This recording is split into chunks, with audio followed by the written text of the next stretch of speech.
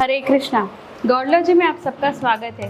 तो आइए आज हम जानते हैं अपरा एकादशी के महात्म्य के बारे में, उसकी कथा के बारे में। एक समय युधिष्ठिर महाराज भगवान श्री कृष्ण के पास गए और उनसे पूछते हैं, हे केशव, कृपया करके मुझे बताइए, ज्येष्ठ मास के कृष्ण पक्ष में जो एकादशी आती है उसका नाम क्या है, उसका महात्म्य क्या है और उसकी कथा के बारे में बताइए।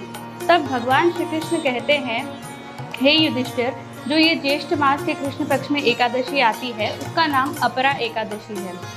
और इस एकादशी का महात्म्य कुछ इस प्रकार है, जैसे जो भी व्यक्ति इस एकादशी का पालन करता है वो इस पूरे ब्रह्मांड में मशहूर हो जाता है।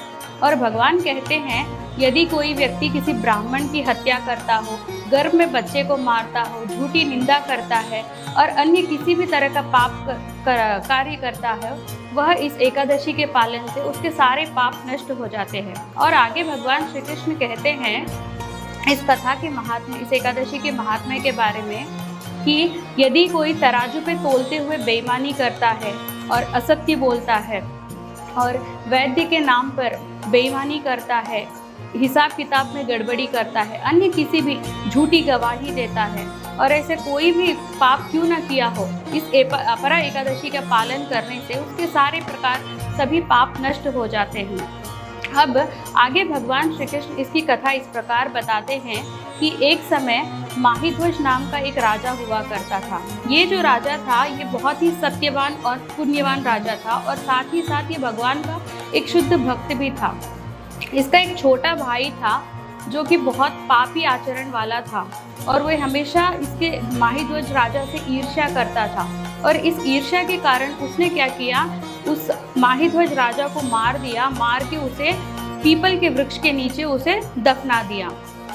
और उसके बाद ये जो राजा था वो एक प्रेत बन गया, यानी भूत बनकर वो सभी को वहाँ डराने लगा और सबको परेशान करने लगा।